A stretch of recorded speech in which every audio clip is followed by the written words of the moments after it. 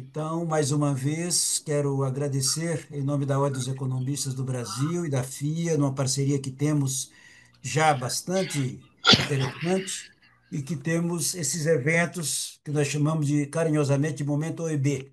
Hoje nós teremos a oportunidade de um tema muito atual, que é empreendedorismo, inovação e competitividade. Teremos o professor Cauê Camargo, que eu vou ler muito rapidamente a síntese aqui do currículo do professor Cauê. É administrador de empresas, formado pela nossa querida FEA USP, também com mestrado de empreendedorismo também na FEA, pós-graduado na Universidade da Califórnia, na Haas School of Business, especialista em inovação e empreendedorismo em agritechs também, trajetória acadêmica importante, com pesquisa focada em estratégia de modelo de negócios em agritechs, mais de 10 anos de experiência em inovação estratégica, inovação aberta, transformação digital, etc. É empreendedor, professor, consultor e mentor de startups, é professor de várias escolas de negócio, obviamente, dentre as quais a FIA, e dentro da FIA, do nosso núcleo, que agora deixou de ser Procede. Quando o professor Manolo chegar, eu vou explicar para ele. Nós tivemos uma redefinição aí de imagem, e a FIA agora, os núcleos que se chamavam, como no nosso Procede, agora é o núcleo chamado de FIA Business School, Gestão Empresarial e PMS. Quer dizer, nós deixamos várias submarcas para ficar apenas como linha de expertise e linhas de negócio. O nosso seria gestão empresarial e pequenas e médias empresas, né? O professor Cauê hoje nos brindará com esse tema importante sobre empreendedorismo, inovação e competitividade. Tenho certeza que vai ser uma brilhante aula. Professor Cauê, muito obrigado pela gentileza da sua presença. Temos aqui a presença de vários colegas professores. Tá certo? Temos o professor Zacarias, o professor Sérgio Zacarias da FIA, a professora Daniela Fontana, o professor José Dutra Vieira Sobrinho, que também é professor amigo de longas datas, o nosso grande amigo Marcos Calheiros, desde Alagoas também, que está vice-presidente, representante da Ordem dos Economistas em Alagoas, e várias outras autoridades também que nos acompanham. E a todos nós agradecemos em nome da Ordem dos Economistas e em nome da FIA. Professor Cauê, a bola está com você e novamente obrigado em nosso nome da Ordem e da FIA, pela gentileza da sua presença. A bola está Muito, consigo. muito obrigado, professor Almir. Boa tarde ou bom dia? Boa tarde, vai. Boa Boa tarde tarde, já passou do meio-dia. tá valendo já. Então, boa tarde a todos. Uma satisfação enorme estar com vocês aqui. Fiquei muito feliz quando o professor Almir me convidou para essa sessão. Como ele contou da minha trajetória, inovação e empreendedorismo é um tema muito caro para mim, que não só eu estou envolvido profissionalmente há muitos anos, mas também pesquiso há alguns anos, né? Então, Desculpa, alguém falou alguma coisa? Ou foi. Bom, vamos lá. Eu vou compartilhar minha tela por conta do tempo. Por favor, confirme quando vocês estiverem vendo ela, tá? Por favor. Deixa eu só colocar aqui. Vamos vendo sim, Cauê, podeis avançar. Maravilha. Deixa eu colocar o timer aqui para o meu lado também e tirar os controles flutuantes. Maravilha, vamos falar então de empreendedorismo, inovação e criatividade. A ideia dessa sessão, dessa aula é compartilhar de maneira geral, né, muito por conta do tempo que nós temos, mas com sorte vai ser uma semente, né, vão ser algumas sementes que vão estar na cabeça de todo mundo. Entendo que o background da maioria das pessoas aqui não necessariamente é de business, né, de gestão organizacional, coisas do tipo. Então, o foco dessa aula é muito sob essa perspectiva, ok? Então, um pouco deixa eu avançar aqui. Um pouco da nossa agenda, essa agenda aqui não é os slides em si, mas é muito do que a gente vai falar hoje, né? Então, só dar uma breve contextualização, o que é inovação, porque é um termo tão coringa, às vezes, né? Às vezes ele fica tão é difícil entender se a gente está falando de tecnologia, se é inovação, né, em termos de estratégia, enfim. Então, a gente vai definir um pouco mais o que é inovação, depois aprofundar a inovação como processo organizacional mesmo, né? Desmistificar essa ideia de inovação como algo que acontece do nada, e sim algo que a gente faz com muita disciplina e processo e replicabilidade. Depois a gente vai entrar muito no mundo de empreendedorismo e startups, né? Primeiro empreendedorismo de forma geral para a gente ficar na mesma página, depois falar um pouco mais sobre startups especificamente. Aí a gente vai passar por criatividade, né, como um recurso estratégico. É importante falar sobre criatividade porque, de novo, muitas vezes a gente foca em inovação como um termo genérico, né, sem uma definição clara, ou muito focado em tecnologia, mas tem essa parte da criatividade que também em si é um termo que muitas vezes é utilizado como se fosse só invencionismo ou coisa assim, mas aqui a gente vai aprofundar numa definição um pouco diferente, tá? Como liderar em ecossistemas de inovação, né? Ou seja, como liderar inovação como um todo, né? Quais são desculpa, os principais elementos de liderança na inovação. Depois a gente passa por um case final para enfim, tangibilizar tudo que a gente vai falar aqui hoje. Por favor, fiquem à vontade para me interromper a qualquer momento se tiverem dúvidas, mas também no final da sessão a gente vai deixar alguns minutos para falarmos, né, para termos uma sessão de perguntas e respostas. Mas vamos lá, primeira parte, vamos falar sobre inovação, né? O que que é inovação? Eu trouxe algumas definições clássicas aqui, muito para a gente estar na mesma página, né? Então, desde do Schumpeter, que lá nos anos 30 trouxe inovação como destruição criativa, né? E a criação de novos mercados, uma coisa que era muito específica do contexto organizacional daquela época. Também nos anos 80, o professor Drucker trouxe a visão de inovação como uma função específica do empreendedor, e isso vai voltar daqui a pouco, né? A gente fala mais de empreendedorismo, mas a função específica do empreendedor no sentido de ser algo que o empreendedor faz. Ele que inova, ele que cria. Mas isso depois vai voltar um pouco mais quando a gente falar sobre empreendedorismo, sobre intraempreendedorismo também, que é muito mais focado na mentalidade empreendedora, mas enfim, já vamos chegar lá. E também no manual de Oslo, né, que é inovação como produção de algo novo significativamente aprimorado, seja um produto, processo, a maneira que interage com o público, método organizacional. Ou seja, a gente consegue ver que ao longo dos anos, a inovação evoluiu de ser algo como muito focado talvez em produto e criação de novos mercados para se tornar algo mais amplo, né? Inovação não é só sobre tecnologia, não é só sobre produto, mas é como a organização executa suas atividades, é como a organização pensa em novas maneiras de entregar valor. Então, percebe? Quando a gente fala de inovação, a gente está falando de um tema que evoluiu bastante ao longo das décadas, tá? Inovação não é só sobre tecnologia, é muito fácil a gente cair. Uma armadilha mesmo, tá? De falar, putz, o tema que está quente no momento é IA generativa. Aí, tempos atrás era o metaverso, enfim, são sempre essas grandes tecnologias e muitas vezes empresas e a sociedade como um todo tende a focar só na tecnologia e não em todo o resto que é necessário para que essa tecnologia seja de fato inserida de uma maneira positiva, de uma maneira que de fato vai agregar, seja para a empresa, seja para as pessoas que compõem a organização, né? Então, inovação não é só tecnologia, isso é importantíssimo para a gente ter em mente. Envolve tecnologia, mas não é só tecnologia. Não é só momentos de eureka, né? Não é só, nossa, eu tive uma super ideia aqui, vou aplicar essa ideia e criei um produto, pensei em algo diferente, vou fazer a coisa acontecer. A inovação é um processo, né? E como eu coloquei aqui, eu fiz questão de deixar isso destacado, é um processo que envolve transformação cultural, né? Mesmo se a gente pensar na inserção de novas tecnologias no dia a dia de trabalho das pessoas, e de novo eu uso o exemplo aqui da IA generativa, né? ChatGPT e similares, não é simplesmente colocar como uma ferramenta comum, né? É algo que vai transformar totalmente a maneira que a gente interage com dados, é a maneira que a gente raciocina até, né? Que é o grande forte desse tipo de tecnologia de IA generativa, não é mesmo? Então envolve uma transformação cultural sobre como abordar isso da melhor maneira possível, né? Sem ser algo que vai, enfim, ser destrutivo ou vai ser pouco utilizado, sabe? Vai ser utilizado de uma maneira não muito eficiente. Outro ponto importante também que eu destaquei aqui é que não é privilégio de startups ou empresas de tecnologia ou coisa assim. Não, inovação é algo que é geral.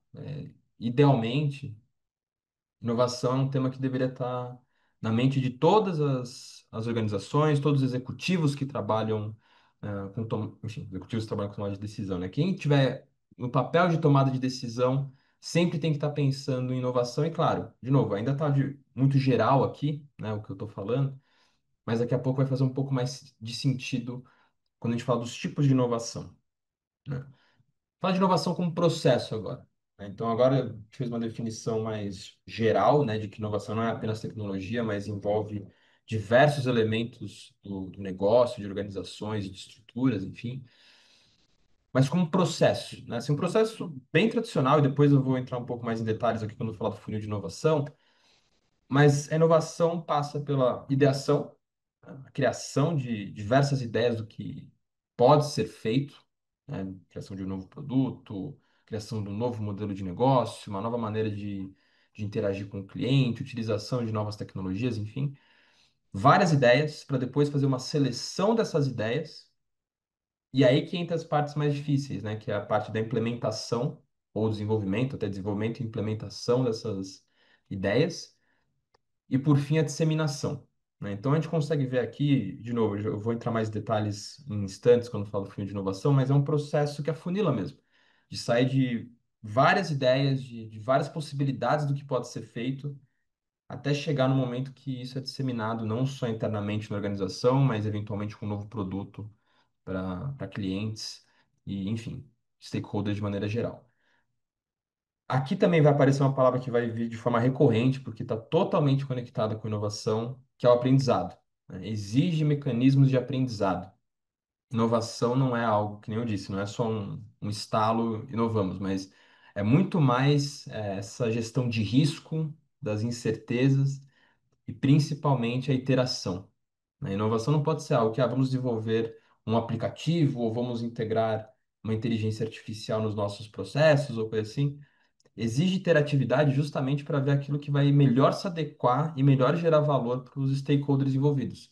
Seja o cliente com a criação de novo produto, seja como uma ferramenta para aumentar a eficiência dos times da organização ou coisas do tipo, né? E a inovação, quando a gente vê com um processo, ela conecta esses três pilares, né? Que é a estratégia de negócio, né? Isso é uma coisa que tem que ser muito claro, por que que a gente vai inovar. Inovar por inovar não basta, né? A gente tem que ter noção do porquê que a gente vai, de novo, integrar uma tecnologia, mudar um processo, criar um novo processo, ou o que for. Cultura e pessoas, né? Esses três pilares, estratégia, cultura e pessoas. É quase impossível, assim, pelo menos na experiência que eu tive ao longo desses anos todos trabalhando com esses temas, é quase impossível você pensar em inovação, um processo de transformação organizacional, transformação digital, enfim, perspectivas desse tipo, sem falar de transformação cultural. Se você implementa uma nova tecnologia ou desenvolve uma nova tecnologia sem considerar o aspecto das pessoas e, consequentemente, da cultura, a chance de não se estabilizar e não ser sustentável ao longo do tempo é gigantesca, acaba se tornando um fracasso, né? Inovação, no fim das contas, é repetição com disciplina, né? E não é uma genialidade ocasional, de novo, um momento eureka. Deixa eu dar um zoom aqui, vamos ver se eu consigo dar um zoom sem ser muito disruptivo aqui. Espero que vocês estejam conseguindo ver bem aqui, tá? Depois vocês vão receber esse material e conseguem ver, né, com mais calma. Esse aqui é um funil de inovação que eu peguei, no Google, assim, tem vários que seguem essa mesma estrutura. De novo, desde a geração de ideias até as definições, aqui seria a seleção, né? Passando pelo desenvolvimento, eu já vou chegar na parte do desenvolvimento conceitual e do detalhado, até o lançamento no mercado. Aqui é uma perspectiva mais de produto, tá? Mas, de novo, que nem a gente está falando, inovação não é só produto, não é só tecnologia, é algo muito mais expansivo e que passa por esse processo de afunilamento, né? E vocês já vão entender o porquê essa perspectiva é importante, né? Que com base nessa perspectiva que a gente vai buscar agilidade, vai falar de, enfim, metodologias ágeis, Scrum, enfim, essas várias coisas que certamente vocês conhecem ou já ouviram falar, pelo menos, passa por esse processo de geração rápida de ideias, de várias ideias, seleção, até chegar no lançamento. Esse funil especificamente é interessante porque ele passa por dois momentos de desenvolvimento, né? O conceitual e o detalhado. O conceitual aqui é como o próprio nome diz, é pensar no conceito, né? Antes de você chegar e começar a desenvolver algo, enfim, pensar num aplicativo ou, enfim, mesmo que seja algo físico, né, um hardware, o que for, pensar antes no conceito, nas funcionalidades, no valor que vai trazer para depois começar o desenvolvimento detalhado e efetivo. É isso que faz o processo ser mais efetivo, eu diria, né? O grande risco que existe é passar por essas etapas, né? Passar por esses processos de inovação e não conseguir sustentar ele conforme a tecnologia, o produto, o processo, enfim, o modelo de negócio passa a ser validado, ok? Agora, sobre tipos de inovação. Eles têm aqui de forma direta e vale a pena dizer que cada um desses pontos aqui daria uma aula de 3 horas cada um, tá? Mas é muito mais para trazer esse elemento para discussão, tá? Esses elementos para discussão. E, enfim, com sorte, vai despertar a curiosidade de todos para depois procurar um pouco mais. Então, de maneira mais simples, né, quando a gente pensa em inovação, é incremental versus a radical. Né? Incremental, que são as melhorias contínuas, constantes, né, em soluções ou processos já existentes, versus a radical, que é uma ruptura profunda, né, que é um novo mercado, um novo modelo de negócio, uma nova tecnologia. Um exemplo clássico disso, e talvez eu use algumas vezes ao longo dessa aula, é o Uber. Né? O Uber chegou lá na Califórnia e transformou tudo, né? A maneira que a gente interage com mobilidade. Né? Foi uma transformação mais radical, uma transformação de modelo de negócio. Ele criou um novo mercado. Né? Então, foi uma inovação radical, que no caso não necessariamente era sobre, ou apenas sobre a tecnologia, mas a maneira que a gente consome o serviço de transporte, né? Uma versão alternativa dessa incremental versus radical é do Christensen, que traz a de sustentação versus disruptiva, né? Inovação de sustentação versus disruptiva.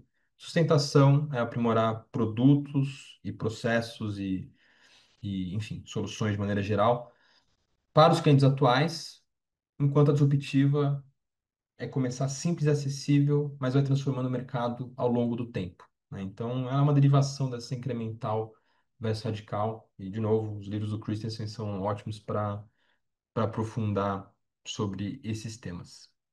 Aí que a gente chega também em tipo de inovação de aberta versus fechado. Certamente a maioria já ouviu, né, o termo inovação aberta, né? Mas vale a pena a gente começar pela fechada, né? Inovação fechada, como é intuitivo pensar, né? É inovação desenvolvida e protegida internamente na organização. Aqui envolve desenvolvimento de soluções, produtos, tecnologias, hardware, e que envolve segredo de desenvolvimento. Né? Então, quando existe uma tecnologia proprietária ou algo que tem que ser mantido em sigilo de alguma forma, a inovação fechada é mais comum. Né? A inovação aberta é colaborativa, né? Como o Chesbrough colocou, é a relação entre atores externos para acelerar e ampliar soluções. E essa é a palavra-chave quando a gente fala de inovação aberta, é acelerar, né? É gerar valor de maneira mais rápida. Como a gente consegue fazer isso? Né? A gente conta com apoio a gente vai falar de ecossistema de inovação, em instantes também, mas é contar com a ajuda da universidade, contar com a ajuda de aceleradoras, investidores, enfim, juntar esses vários atores para criar valor, para aprimorar soluções, criar soluções de formas mais rápidas, né? E por fim, falar de tipo de inovação aqui de tecnologia, tecnológica e organizacional. Tecnológica é o uso ou a criação de novas tecnologias e processos técnicos. Aqui, imaginem, de novo, deve ser parte do dia a dia de muitos de vocês, a inserção de IA generativa no trabalho. Né? Muitas empresas estão, enfim, adaptando IAs, porque não é algo que dá para parar, né? Um chat GPT da vida, a transformação, a gente não tem muita noção ainda do impacto que essas tecnologias vão ter. É que nem pensar, falar, nossa, como era a vida antes do Google? Óbvio que, que existia, que tinha meios para a gente pesquisar, enfim, mas foi uma transformação completa com o Google, com a internet, e a inteligência artificial também é uma transformação tecnológica muito grande, né? Uma inovação tecnológica muito grande. Organização seria mudanças em termos da estrutura, cultura, gestão e método de trabalho. Que nem eu estou falando aqui, inovação não é só tecnologia, mas é algo mais expansivo e eu bato muito nessa tecla porque de novo, pela experiência que eu tive ao longo dos anos, muitas empresas, mesmo startups até, se perdem focando na tecnologia, embora seja um elemento importantíssimo, crucial, não é tudo, né? Tem outros vários aspectos que a gente precisa considerar. Um ponto importante também, eu trouxe aqui esses elementos, a gente poderia aprofundar muito mais, né? Mas é importante dizer que não é um ou o outro, né? Eu coloquei aqui como versus, tipo incremental, versus radical, muito mais para colocar essa dualidade, mas não é que é um método melhor que o outro, não é que a inovação fechada é melhor que a inovação aberta ou vice-versa. É muito contextual. Depende da estratégia da empresa e da necessidade que ela tem para geração de valor. Então, aqui são maneiras em que a inovação se estrutura e não necessariamente se uma é melhor que a outra. Beleza? Pessoal, nessa parte um aqui, nessa visão bem geral sobre inovação, alguém tem alguma dúvida, algum comentário? Senão eu já sigo para a parte 2. Preferível avançar, viu, professor, para deixar essa Tá pergunta bom. para o final, para administrar melhor o tempo. Combinadíssimo, professor. Obrigado. Parte 2. Vamos falar agora de empreendedorismo e startups, né? Papel do empreendedor. Aqui a gente retoma o que eu estava falando um pouco mais atrás sobre inovação como o papel, né, como uma função do empreendedor, porque é muito falado hoje em dia, ainda mais no contexto organizacional, sobre a mentalidade empreendedora. Como a gente consegue trazer essa mentalidade empreendedora para a nossa estrutura? Como fazer isso de fato? Como pensar em intraempreendedorismo, né? Ou seja, ter essa aptidão empreendedora dentro de uma estrutura fechada, ou enfim, que já está consolidada. Como fazer isso? Uma grande dúvida que surge com bastante frequência, né? O papel do empreendedor é criar novas combinações, como diria o Schumpeter, né? Criar novas maneiras de organizar as coisas, é catalisar mudanças, enfrentar ele enfrenta a incerteza, né? Como o Frank Knight coloca. E principalmente construir o construtor de soluções sob condições imperfeitas e incompletas. O empreendedor age sob incerteza, né? Esse é o ponto principal. Isso depois em instantes também vai evoluir quando a gente falar um pouco de startups, que isso fica até um pouco mais crítico. Mas para o empreendedor, de forma geral, empreender é decidir sem ter todos os dados, né? E isso aqui o ponto disso aqui é falar da mentalidade empreendedora. Porque quando a gente pensa numa organização já estabelecida, como trazer esse elemento? Como lidar com incerteza num negócio que tem metas financeiras, por exemplo? Tem metas de vendas ou coisas do tipo. Como fazer isso, né? Então, aqui, de novo, volta o elemento de transformação cultural, né? E de gestão de aprendizado. Porque muito do empreender ou dessa mentalidade empreendedora é justamente lidar com a incerteza e com o risco porque exige o fracasso, é repensar o que é fracasso, né? Então, imagina, uma organização investe centenas de milhares de dólares num produto e fica com a pressão de não, tem que dar certo, tem que ser o produto que vai transformar nosso negócio. Quando, na verdade, existe todo o risco envolvido de não dar certo. Como a empresa se prepara para isso? Como a empresa lida com esse tipo de fracasso? Então, a mentalidade empreendedora vem em choque com isso. Então, organizações que pensam em integrar esse tipo de mentalidade ou transformar sua cultura considerando essa visão empreendedora, elas têm que estar muito cientes disso, né? De como transformar sua cultura também. E aqui a gente fala de startups rapidamente, né? Startups são grandes laboratórios de inovação, né? E por que elas importam? Por que startups importam e não, enfim, empreendimentos, mais tradicionais, né? Startups são entidades ou organizações, enfim, empresas que atuam sob incerteza extrema. A via de regra, de forma geral, elas estão ligadas à tecnologia. Assim, tem uma nova tecnologia, o uso de uma tecnologia já existente de uma maneira diferente, e passa muito também pela validação do modelo de negócio, considerando essa nova tecnologia, esse novo produto e por aí vai. De novo, um ótimo exemplo aqui da startup é o Uber. Uma transformação total sobre a maneira que a gente se locomove, né? Pensa, né, o Uber é um exemplo, mas também Se a gente pensar no Airbnb, a maneira que a gente contrata lugares para ficarmos, enfim, dormindo, hospitalidade, por aí vai.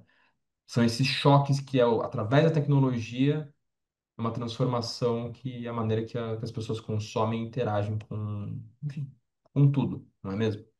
E tem exemplos assim gigantescos, a gente vai ver um mais para frente, ligado à parte financeira, e enfim, já vamos chegar lá. Mas o ponto aqui é que operam sob uma incerteza muito grande, normalmente ligada à tecnologia. Criam mercados antes inexistentes, né? Outro elemento fundamental. Não é toda startup que cria novos mercados, mas as startups que são mais conhecidas e que, enfim, acabam se tornando unicórnios e por aí vai, elas tendem a criar novos mercados, novas maneiras de interagir com um setor específico.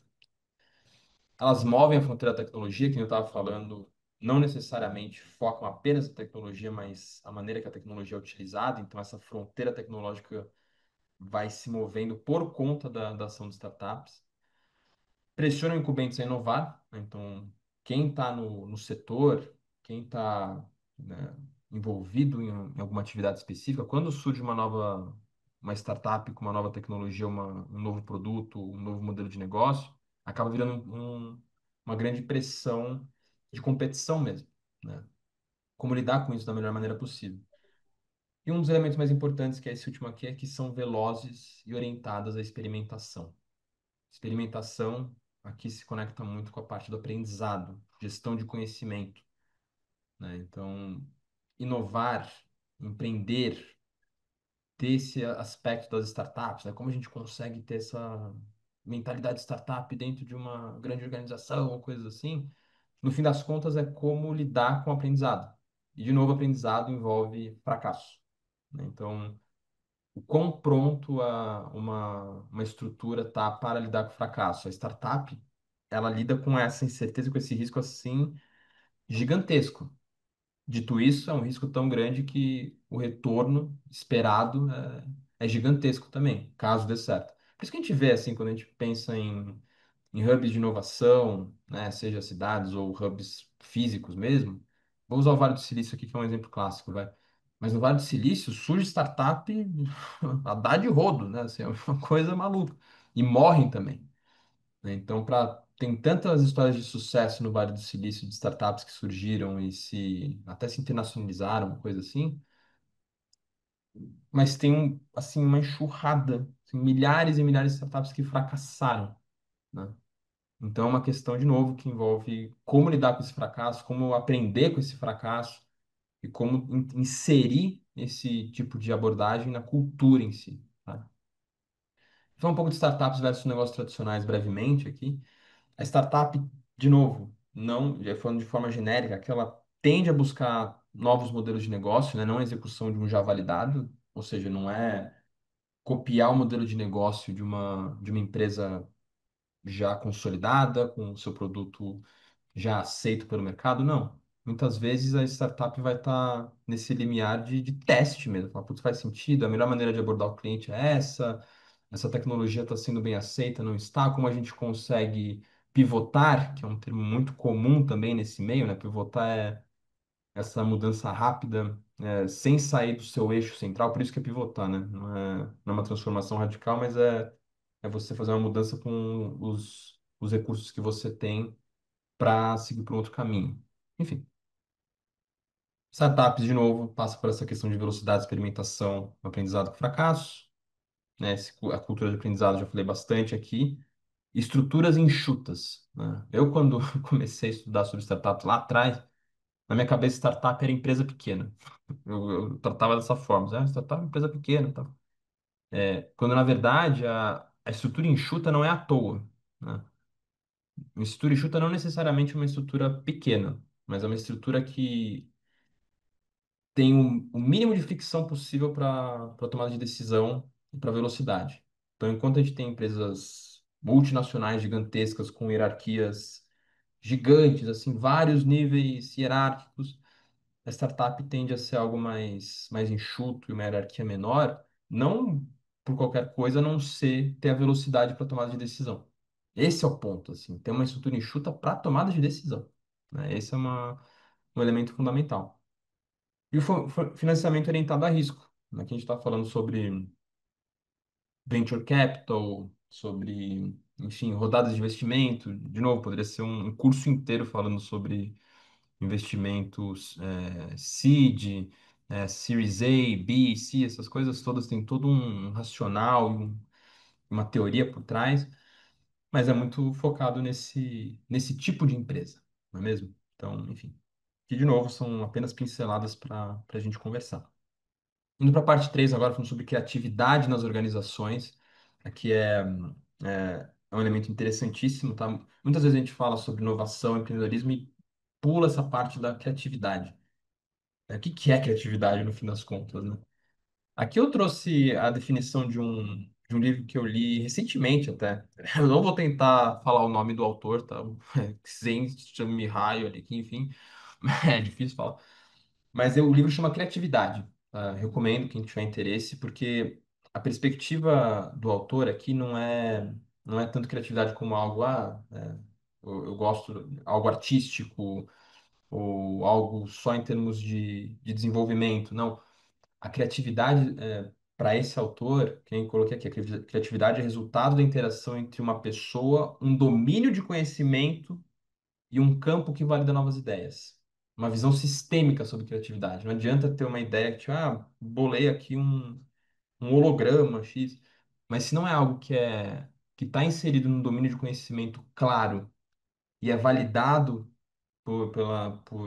pela comunidade, o negócio não se firma. Então é criatividade mesmo? A perspectiva aqui é muito mais uma criatividade que gera valor, que se sustenta ao longo do tempo. E aí vocês conseguem ver como isso se conecta quando a gente está falando sobre inovação e empreendedorismo. Não é algo que pode ser solto, algo que fica no vácuo, não, mas é algo que está interligado de forma sistêmica com esses outros elementos. Não é apenas um talento individual, né? A criatividade emerge quando alguém produz algo novo e valioso dentro de um contexto social e cultural que reconhece essa novidade. Por isso que a gente ouve essas histórias às vezes já a pessoa teve uma ideia décadas atrás, ou que seja, anos atrás, mas não se firmou, né? Um exemplo bom até disso é sobre streaming de música, né? Antes do Spotify popularizar streaming de música como a gente tem hoje tem vários, né, competidores nesse nicho, essa tecnologia já existia há um tempo até. Talvez não com a precisão e com a qualidade que o Spotify conseguiu alcançar, mas é algo que existia, né? Eu tive um professor, inclusive, na UC Berkeley, que ele trabalhava para o Google e eles estavam testando isso. Lá atrás, cara, em 2000 e, sei lá, 5, coisa assim. Mas não era o momento, né? Porque não existia infraestrutura tecnológica para abraçar aquilo, era uma tecnologia ainda muito incipiente. Ou seja, essa questão do contexto social e cultural é importantíssima quando a gente fala de criatividade. Criatividade combinatória, né? Conectar esses pontos que antes pareciam desconectados. É ter essa capacidade. Por isso que pessoas criativas não são pessoas que, de novo, eu tive uma ideia aqui, mas é a pessoa que consegue ver esses elementos e conectar da melhor maneira possível.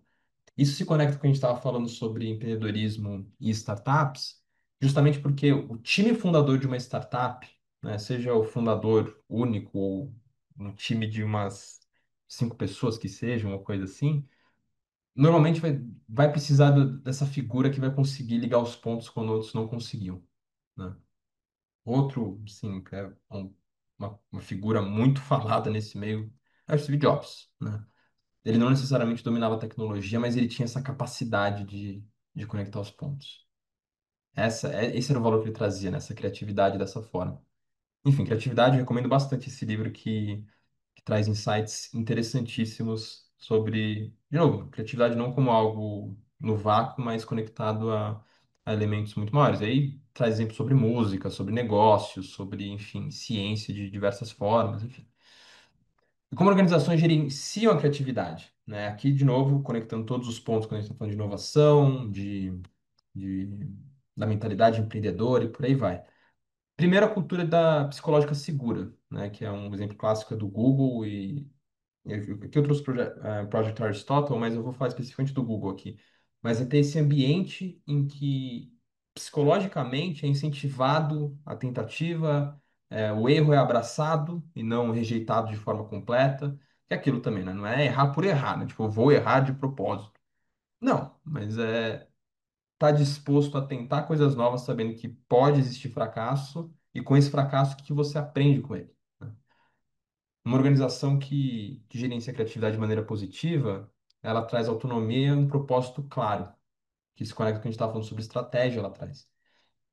A criatividade, a inovação, inserir essa mentalidade empreendedora tem que estar conectado com a estratégia da empresa, da estratégia de negócio. Não pode ser um negócio que está apartado. Tipo, não, vamos aqui inovar por inovar, vamos colocar uma tecnologia por colocar. Não, porque senão gera aquelas coisas do tipo, não, a empresa está inovando, então ela vai criar uma área Google dentro dela, assim, colocar uns puffs e uns videogames e estamos inovando, estamos sendo uma cultura inovadora. Não é isso.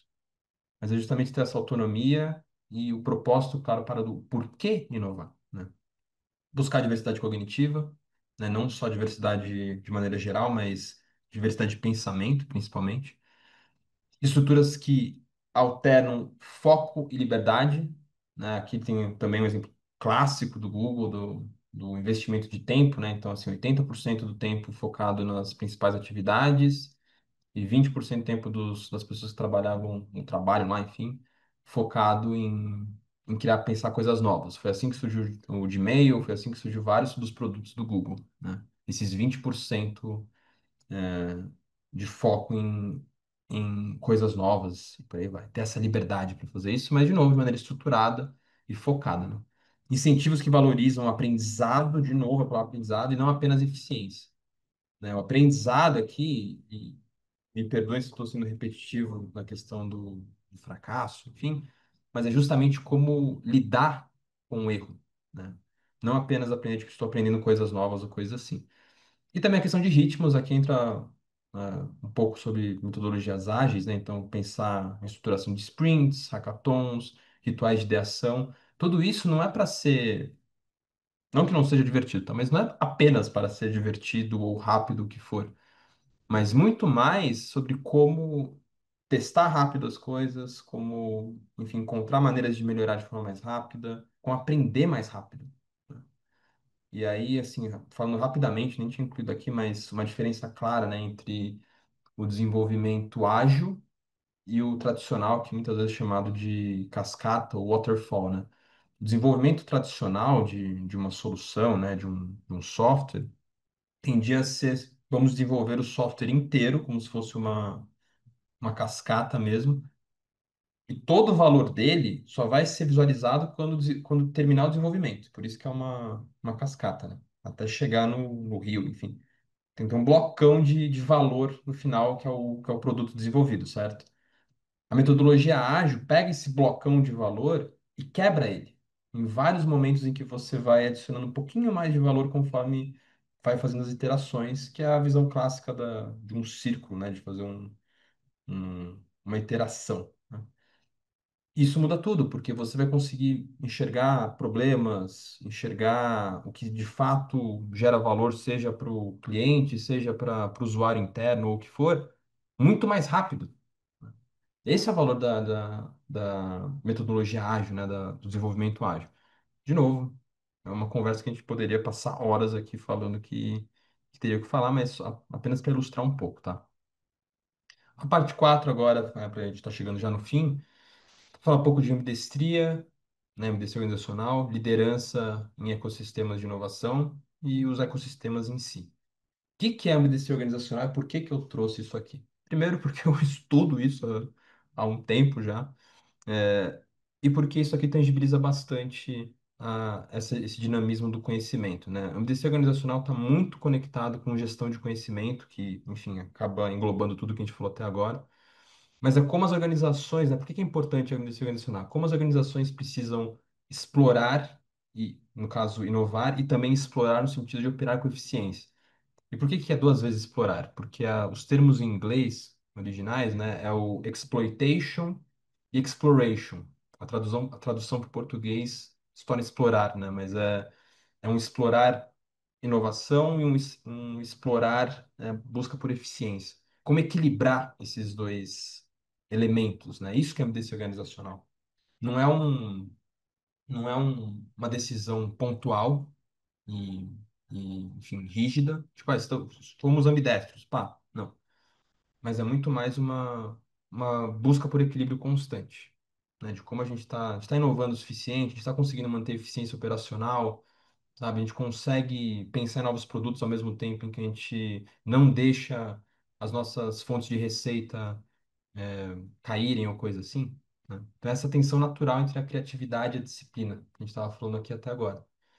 Trouxe alguns autores aqui, o Duncan, o O'Reilly e o Tushman também, que trazem essa visão da ambidestria estrutural versus contextual. Estrutural é literalmente a criação de uma estrutura que busca ser ambidestra, né, que vai estar focada em inovar, pensar em maneiras de se tornar mais eficiente, coisa do tipo.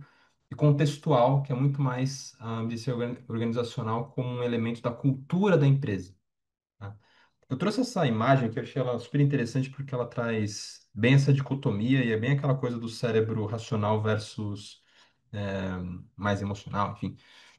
Que de um lado a gente tem a questão da evolução, do outro lado a revolução, de um lado a gente tem o corporate, que é a estrutura rígida, mas que é importante para se manter a eficiência, do outro lado a gente tem a startup, controle e monitoramento versus tentativa e erro, a busca por escala versus velocidade, causa e efeito versus causar um efeito, né? Otimizar, né? A busca por eficiência de um lado versus criar ou inovar, por isso que tem os dois explorar que a gente falou. E um lado que foca muito na gestão de custo versus o outro que está muito mais focado na gestão do breakthrough, né? Daquilo que vai ser disruptivo. Liderança para inovação, para a gente chegar já no final, pessoal. Então, características essenciais, né, com base em tudo que a gente falou até agora, é ter uma visão clara, comunicar essa visão, ao mesmo tempo que oferece uma segurança psicológica para tentativa, erro, experimentação e por aí vai. Tolerância ao erro produtivo, de novo, não é para ser um erro, vamos errar por errar, não, mas é muito mais o erro advindo da tentativa, isso que é importante, né, o erro advindo da experimentação. O domínio de narrativas, né? Aqui a gente fala bastante de storytelling, que é um outro termo muito conectado com esse meio de inovação. Porque é aquilo, como a gente vende a ideia, não só no sentido de vender para o cliente, mas justificar o porquê inovar, sabe? Qual que é a história que conecta isso tudo? É o que é fundamental para, né, para a tecnologia ou para o produto se sustentar ao longo do tempo. A criação de microclimas criativos, né? Ou seja, dentro de uma organização, de uma estrutura, como a criatividade é trabalhada, como a inovação é trabalhada, seja numa célula fechada, seja num esforço de transformação cultural que é mais extenso e, e desafiador. E, de novo, bati bastante nessa tecla ao longo dessa hora aqui, mas gestão por aprendizado e não por controle, né? O que que os times estão aprendendo, o que as pessoas estão aprendendo, o que que a organização de uma maneira mais genérica está aprendendo, mais do que ficar controlando, sejam as atividades, seja as atividades, seja o enfim, o dia a dia das pessoas, né? Falando brevemente sobre o ecossistema de inovação, né, componentes de forma geral são universidades, as empresas, governo, startups, investidores, hubs e aceleradoras. Como todos esses stakeholders se juntam para diminuir fricção para geração de valor mais rápido. E como as organizações se conectam a esse ecossistema, seja com Corporate Venture Capital, né, o CVC, inovação aberta, como a gente falou um pouco lá atrás, parcerias com startups. Muito da inovação aberta é justamente esses projetos com startups, né?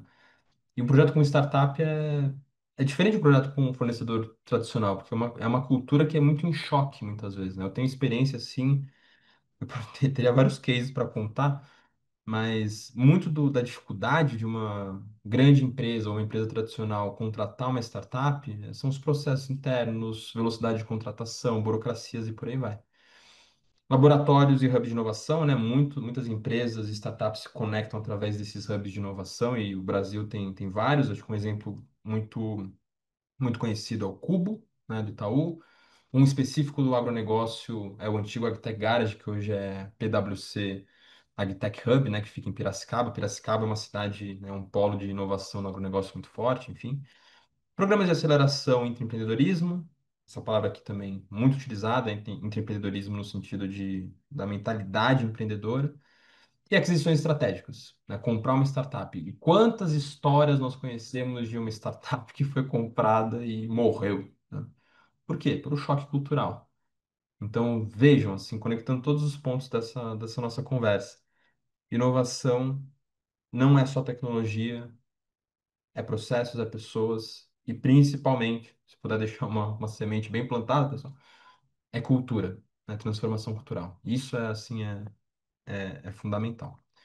E o case que eu trouxe aqui é do Nubank, né? Passar rapidamente por conta do tempo. Nubank é um case excelente de inovação, ainda mais no meio financeiro. Por que o Nubank, né? Qual que é o valor do Nubank? Ele resolveu um problema gigante de acesso ao banco, né? E a burocracia envolvida. Então, você, para abrir uma conta no Nubank, eu lembro que quando ele chegou no mercado, era uma coisa surreal. Tipo, você consegue abrir a sua conta, tipo, era, sei lá, na época era um dia, 2 dias, uma coisa assim. Hoje em dia é um segundo, né? Você vai, abre a sua conta. Mas na época era uma coisa que era muito distinta de você ter que ir até a agência do banco para abrir e tudo mais. Era uma coisa gigante. A inovação centrada no cliente, ou seja, o foco do Nubank é totalmente no usuário, como facilitar e diminuir fricção e gerar valor para o cliente, para o usuário. Ele combina tecnologia, cultura e simplicidade. Foi uma disrupção gigante num mercado que era muito concentrado, né, que é o mercado de bancos. E um exemplo brasileiro que conversa inovação, empreendedorismo e a criatividade organizacional, que é os temas da aula aqui, né? Foi fundado em 2013, nasceu enxuto e centrado na experiência do usuário. O MVP, né, vai ser outro termo utilizado, que eu não sei quantas pessoas conhecem, né, mas é o Minimum Viable Product, né, o produto minimamente viável, que assim, é o mínimo que é necessário de um produto para ele ser vendido, né? O MVP tem que ser vendido, tá, né? Diferente de um protótipo, mas enfim, é outra conversa. Era um cartão sem anuidade e um app simples. Assim, esse foi o MVP, essa foi a primeira versão que chegou no mercado. O crescimento foi via confiança do produto e o boca a boca, né? Todo mundo, precisa no Nubank, pede seu cartão, chega rápido, é fácil de fazer. E uma cultura interna focada em autonomia radical, times pequenos e os donos dentro da estrutura. Escalabilidade do modelo permitiu a expansão para o México e Colômbia, que nem eu coloquei aqui alguns grandes números, né? Então, são mais de 100 milhões de clientes do Brasil, ou, desculpa, 100 milhões de clientes de forma geral. Três países de operação, que é Brasil, México e Colômbia. Nubank hoje é avaliado em mais de 40 bilhões de dólares e uma receita anual de mais de 8 bilhões de dólares. Eu trouxe esse case aqui muito para amarrar tudo que a gente falou até aqui. Espero que vocês tenham gostado dessa aula, dessa conversa. Que nem eu falei, é um tema que é muito extenso, a gente poderia passar horas conversando, ou dias até conversando sobre cada uma dessas partes que eu mostrei. Então, fiquem à vontade, caso queiram, caso tenham alguma dúvida, em me mandar um e-mail, se conectar comigo no LinkedIn. O QR Code aqui é para abrir direto o LinkedIn. E eu fico aqui esses últimos minutos para perguntas, comentários, estou totalmente à disposição. E, de novo, professor Almir, obrigado pelo convite. Excelente, muito bom, Cauê. Parabéns, Obrigado, parabéns, professor. excelente. Deixa eu ver vocês aqui. Aplaudamos o Dom Cauê. Deixa eu ver. A Roseli está pedindo a palavra, a professora Por favor. Selma já está na fila para fazer uma pergunta também, mas antes eu quero vou dar um aviso. Aqueles que continuarem conectados, meu pessoal aqui de apoio da FIA me mandou uma mensagem dando uma sugestão e eu vou acolher a sugestão. Nós vamos sortear daqui a pouco uma bolsa de 30% do MBA Gestão Empresarial. O ticket dessa bolsa é 40 e... Quanto é, Luciane? Por favor, agora me repete aí. O ticket de... 44.300. Pois é, nós vamos sortear uma bolsa de 30% desse valor para os associados da Ordem dos Economistas do Brasil. E vamos sortear igualmente uma bolsa para o pós-graduação de pequenas e médias empresas, que é de 25 mil também, o curso 30% também para quem for associado da Ordem dos Economistas do Brasil. Para vocês terem uma ideia, para ser associado à Ordem dos Economistas, o ticket é alguma coisa como, sei lá, R$ 400 por ano. Quer dizer, pense numa bolsa dessa que vai pagar quantos anos já, na realidade. Roseli, um minuto, por gentileza. A professora Selma está com a palavra. Quero só registrar que temos também a presença do professor Barnabé, que é o nosso nobre vice-presidente também, e a professora Selma, que eu não mencionei ainda agora, que já estava conosco, e eu cometi a falha de não mencionar. A professora Selma, a senhora está com a palavra, depois a Roseli Faria fará também, faria e fará a próxima pergunta. Desculpe o trocadilho. Professora Selma com a palavra. Muito obrigada. Bom, antes de mais nada, queria parabenizar, assim, já sabia que seria um show, mas assim, foi um show a Hoje, concurso. professor. Maravilhosa Obrigado. palestra. E assim, eu estou também com gente aqui junto comigo assistindo, também um amigo do meu filho que está aqui junto adorou. Então, depois a gente vai querer, inclusive, repetir o link. Eu vou voltar um pouquinho lá para o comecinho da palestra, até para associar com também um texto que o professor Almir me passou, falando sobre a disposição das empresas em investir em inovação, né? Especialmente em inovação aberta. Mas é uma pergunta que, quando a gente viu aquele funil de inovação, uma pergunta que Uhum. me surgiu é assim, a maior parte das nossas empresas são organizações que seguem um modelo ainda clássico e tradicional. Então, quais são aqueles fatores determinantes para que a gente possa trazer adesão dos stakeholders de maneira Uhum. geral, mas em especial dos investidores, para que a gente tenha a possibilidade de, muitas vezes, trazer projetos inovadores e disruptivos dentro de um ambiente tradicional, mudando o modelo de gestão e viabilizando, então, a implantação de uma nova cultura organizacional. Então, acho que deu para juntar um pouquinho de cada Sim. coisa, né? Mas seria por aí a pergunta. Professor, Maravilha. obrigado pela pergunta. Assim, de novo, a gente poderia passar bastante tempo conversando sobre isso, seja em termos de teoria quanto à questão prática. Eu vou dar uma resposta muito ligada à experiência que eu tive, tá, ao longo desses anos. Mas para esse funil de inovação, né, ou enfim, esse processo que seja, funcionar, e ser aceito, é necessário nem só uma transformação cultural aqui, tá, mas um apoio gigante da liderança. É necessário que se demonstre a intenção por trás de fazer essas atividades, porque senão, né, assim, as pessoas, vamos supor, né, um projeto de empreendedorismo em que todos os funcionários ou todos os membros de uma organização vão dar suas ideias para pensar novos produtos, processos, o que for. Se não está claro para as pessoas o valor que aquilo vai trazer e que a liderança apoia isso e vai fazer essas ideias irem para frente, não é nem que é ruim se, se avançar, é pior até. Que pior até do que não dar as ideias é dar a ideia e não acontecer nada com ela, por exemplo. É pensar no projeto e ele não ir para frente.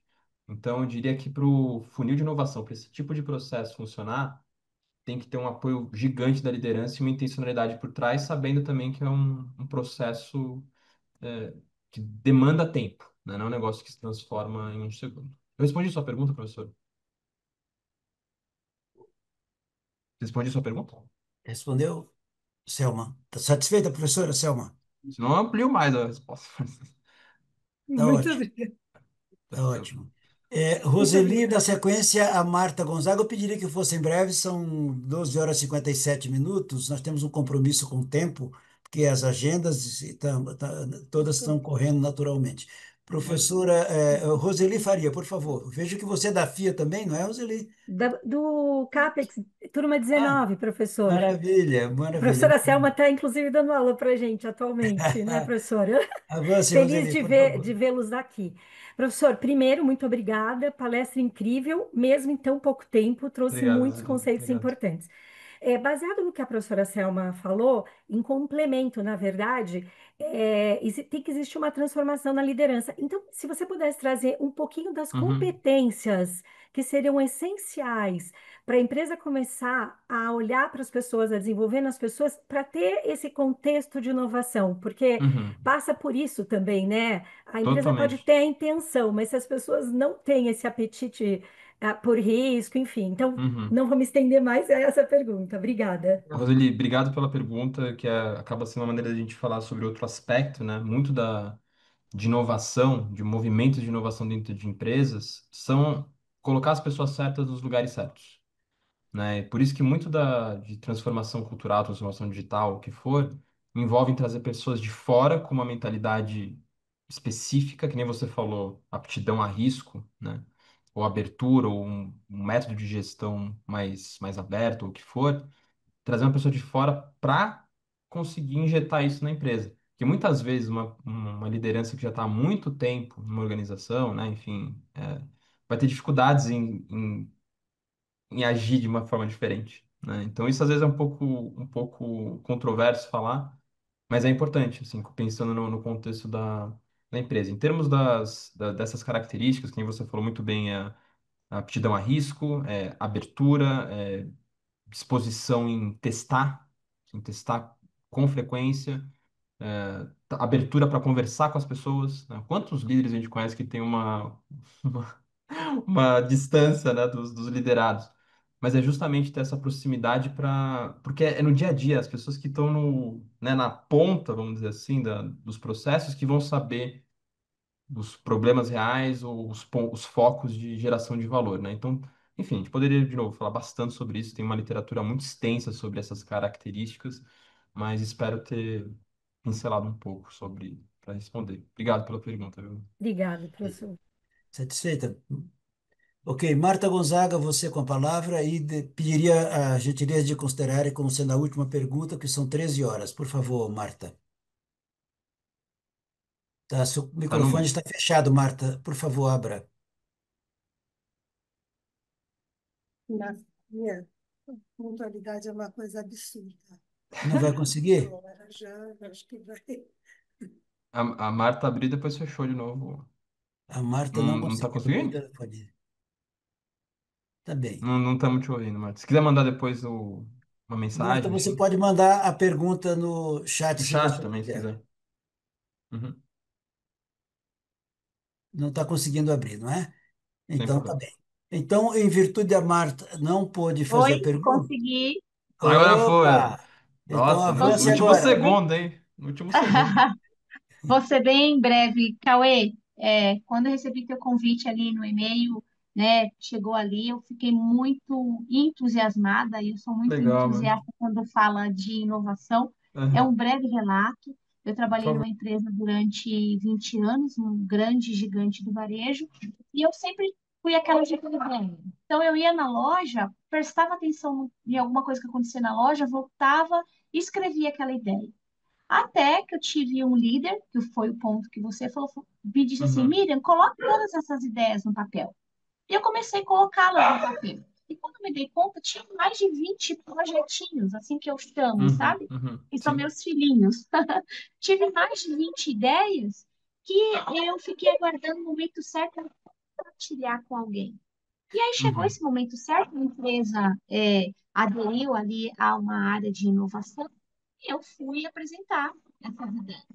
E aí, para minha surpresa, foi feito um comitê de inovação, foram juntadas 150 ideias da empresa toda, e das 150 ideias, as três primeiras foram eu, né? Foram as minhas. Então, Fantástico. isso fiquei muito. E assim, eu estou falando de um gigante do varejo, tá? Aham, E aham. foi muito bacana, sabe? E coisas que hoje a gente olha que já estão em práticas, que foram saídas ali do chão de loja, que, enfim, Sim. então isso me Muito empolga legal. muito quando fala sobre inovação. E confesso que eu não estou sendo muito atuante, mas é uma coisa que está enraizada, sabe? Eu consigo olhar Total. para uma coisa e conectar com outra e falar, puxa, Demais. isso não deu certo. Preciso voltar a fazer essas conexões. Mas eu aqui, eu sei que não foi por acaso que eu caí aqui. É isso aí. Marta, Obrigada, viu? obrigado por Obrigada por compartilhar e, professora, me permite só uma última palavra em cima do que a Marta falou, que também é uma outra máxima, vamos dizer assim, desse meio de inovação. A Marta comentou sobre o comitê de inovação, né? Sobre um grupo de pessoas que vão gerir a inovação da empresa ou coisa do tipo. Idealmente, sim, uma boa estratégia de inovação de uma empresa, seja grande, seja média, ou o que for, envolve a ideia de que a área de inovação deve morrer depois de um tempo. A inovação tem que ser inserida à cultura própria da organização, que é muito difícil. A maioria das vezes o que acontece é que surge uma área de inovação e ela fica lá gerindo a inovação da empresa e a inovação não se dissemina. mas uma boa estratégia de inovação envolve a área de inovação deixar de existir depois de um tempo. Só queria deixar essa última mensagem. E, de novo, obrigado, pessoal, pela sessão. Foi ótimo estar aqui com vocês. Obrigado, professor. Maravilha, muito obrigado a você, Cauê. O professor Sérgio Zacaria compartilhou aqui no chat uma menção aqui, né? Um aforismo atribuído a Albert Einstein. Como é que é, o professor Zacarias? Criatividade e a inteligência Se divertindo, né? se divertindo, é isso? Isso mesmo. É isso aí, totalmente, professor. Muito bom. Cauê, antes de fazer agora o sorteio, eu queria passar a palavra para você fazer as suas considerações, com nossos agradecimentos, e na sequência nós faremos o sorteio. Faremos o sorteio. Antes, porém, eu queria lembrar Uhum. a todos e a todas que no dia 9/12 teremos, fechando o ano de 2025, o professor, nosso vice-presidente Luiz Carlos Barnabé de Almeida, que está conectado conosco, da economia 0.0 à economia 5.0 na era quântica. Preparemos aí boas perguntas para o professor Barnabé. Ele aceita todos os desafios, hein? Vamos nos preparar para essa nova jornada, dia 9/12, Momento OEB. Cauê, para as suas considerações, por favor, Cauê. Obrigado, professor. De novo, agradeço pelo convite. Espero que tenham gostado da sessão. Fiquem à vontade para entrar em contato comigo, para, enfim, a gente trocar uma ideia, enfim, conversar. É um tema que é muito caro para mim, então, enfim, sempre que tiver necessidade, eu estou à disposição, professor, pelo convite e pelo tempo e atenção de vocês. Valeu, pessoal. Bom dia, bom resto de semana. Maravilha. Aplaudamos o professor Cauê pela gentileza da sua presença e pelo show de aula que nos deu. Pessoal, muitíssimo obrigado a todos. Cauê, muito obrigado. Nós esperávamos ter uma boa aula, mas tivemos um show, uma aula magna do professor Cauê, e Obrigado. certamente nós ficamos maravilhados, saímos maiores do que começamos essa tarde ao meio-dia. Muito obrigado a Cauê, muito obrigado a todos que estão nos prestigiando nesse evento da Ordem dos Economistas em parceria com a FIA. Observando que a FIA, deixamos de ter agora o que o professor Manolo sempre chamava Procede. Agora nós somos FIA Business School com a área de negócio, com a nossa área de gestão empresarial e pequenas e médias empresas.